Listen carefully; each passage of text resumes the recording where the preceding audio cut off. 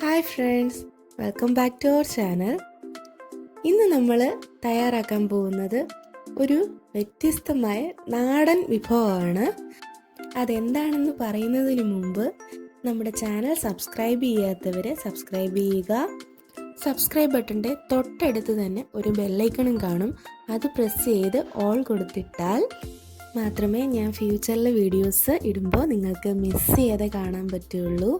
അപ്പോൾ നമുക്ക് എന്താണ് വിഭവമെന്നും അതെങ്ങനെയാണ് തയ്യാറാക്കുന്നതെന്നും ഒക്കെ നോക്കാം. നമ്മുടെ ഇന്നത്തെ സ്പെഷ്യൽ നാടൻ ഐറ്റം വാഴപ്പിണ്ടി തോരനാണ്. അപ്പോൾ ഇനി അത് നമുക്ക് എങ്ങനെയാണ് തയ്യാറാക്കുന്നതെന്ന് നോക്കാം. അപ്പോൾ ആദ്യമായി നമുക്ക് വാഴപ്പിണ്ടി എങ്ങനെയാണ് അരിയുന്നത് എന്ന് നോക്കാം. പണ്ട് കാലത്തുള്ളവർക്കൊക്കെ വാഴപ്പിണ്ടി അരിയുന്നതും ഒക്കെ പൊതുവെ അറിയില്ല എന്നാണ് എനിക്ക് തോന്നുന്നത്. അപ്പോൾ ഇതേപോലെയാണ് ഇത് അരിഞ്ഞെടുക്കുന്നത്. അപ്പോൾ ഒരു നൂല് പോലെ ഇങ്ങനെ വരും. അപ്പോൾ നമുക്കിങ്ങനെ കയ്യിൽ അത് ചുറ്റി എടുക്കാം. ഇനി അത് നമുക്ക് അരിയുന്നത് കാണാം.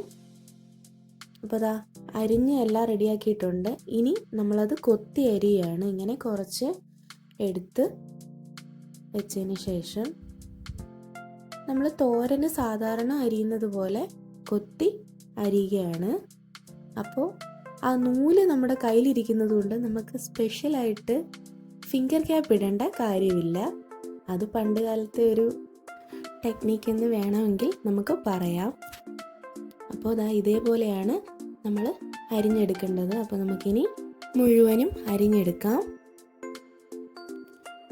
അപ്പോൾ ഇത് ഫുള്ളായിട്ട് അരിഞ്ഞെടുത്തിട്ടുണ്ട്. ഇനി നമുക്കത് ഉപ്പിട്ട് ഞെരടി കഴുകണം.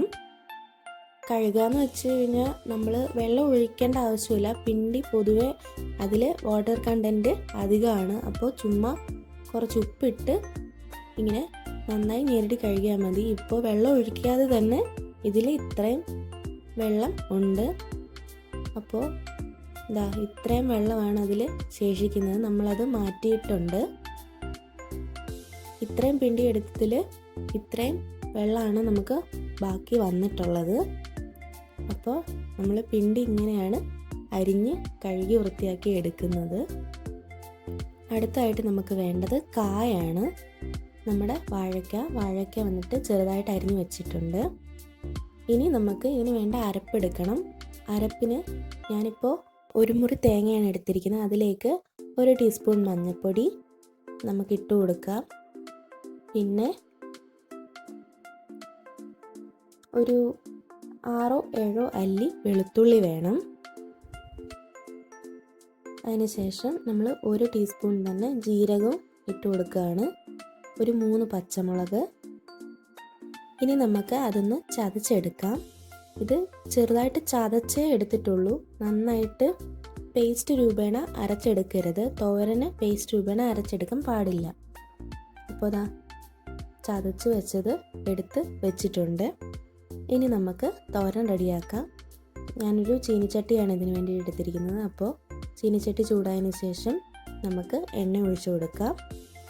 എണ്ണ നന്നായിട്ട് ചൂടായതിന് ശേഷം നമുക്ക് 1 ടീസ്പൂൺ കടുക് ഇടാം.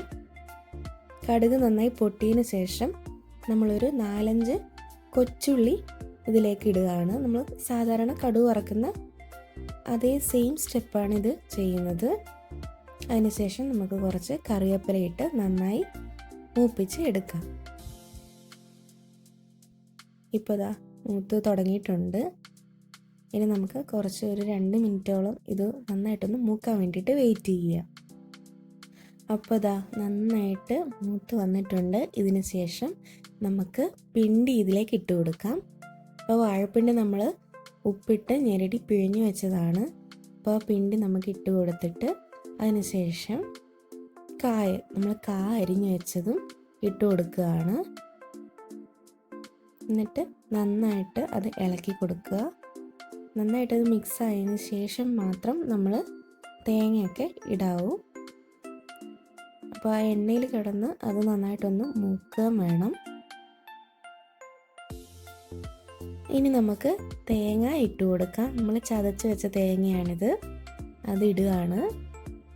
ഇതിട്ടതിന് ശേഷവും നന്നായിട്ട് നമുക്ക് മിക്സ് ചെയ്ത് കൊടുക്കണം.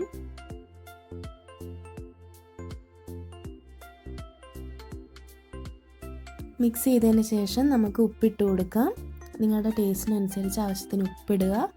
നമ്മളിതിലേക്ക് പിന്നെ വെള്ളം ചേർക്കുന്നത് ആ തേങ്ങ അരച്ച പാത്രത്തിൽ അത് നന്നായി കഴുകി ആ വെള്ളം മാത്രമേ നമ്മൾ ഒഴിച്ചു കൊടുക്കുന്നുള്ളൂ.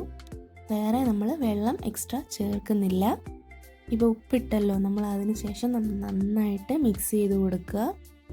ഉപ്പ് എല്ലാവരും അളവിനനുസരിച്ച് ഇടുക. എന്താണെന്ന് വെച്ചാൽ നമ്മൾ പിണ്ടിയിൽ ഉപ്പ് ഓൾറെഡി ഇട്ടിട്ടുണ്ടായിരുന്നു. അത് ഉപ്പിട്ട് ഞെരടി കഴുകി അതിൻ്റെ കറയൊക്കെ കളഞ്ഞിട്ടാണ് വെച്ചിരുന്നത്. അതുകൊണ്ട് ഉപ്പ് പിണ്ടിയിൽ ഓൾറെഡി കാണും. ഇനി നമുക്ക് അടച്ച് വെച്ച് അതൊരു 5 മിനിറ്റ് വേവിക്കാം. ഇപ്പോൾ ഇതാ പാതിയോളം വെന്തിട്ടുണ്ട്. അതിലെ വെള്ളം നന്നായിട്ട് തെളിഞ്ഞു വരും. നമ്മൾ ഒട്ടും തന്നെ വെള്ളം ഒഴിച്ചിട്ടില്ല, അല്ലാതെ തന്നെ വെള്ളം തെളിഞ്ഞു വരും. പിണ്ടിയിലും ഒക്കെ നന്നായിട്ട് വെള്ളം ഉള്ളത് കൊണ്ട് നന്നായിട്ട് വെള്ളം ഇറങ്ങി അത് ആ വെള്ളത്തിൽ കിടന്ന് വെന്തോളും. നമുക്കിതൊന്നുകൂടെ അടച്ചു വെച്ച് വേവിക്കാം. അപ്പോൾ ഇതാ നന്നായിട്ട് വെള്ളമൊക്കെ പറ്റി നമ്മുടെ വാഴപ്പിണ്ടി തോരൻ റെഡി ആയിട്ടുണ്ട്. ഒരു 10 മിനിറ്റ് മതിയാകും ഇതിലെ വെള്ളമൊക്കെ പറ്റി നന്നായിട്ട് വെന്ത് വരാൻ വേണ്ടിയിട്ട്. അപ്പോൾ ഇതാ നമ്മുടെ സ്വാദിഷ്ടമായ വാഴപ്പിണ്ടി തോരൻ റെഡി ആയിട്ടുണ്ട്. എല്ലാവരും വീട്ടിൽ ട്രൈ ചെയ്ത് നോക്കുക. ഇങ്ങനെ എല്ലാവർക്കും വീഡിയോ ഇഷ്ടപ്പെട്ടെന്ന് വിചാരിക്കുന്നു. Thank you.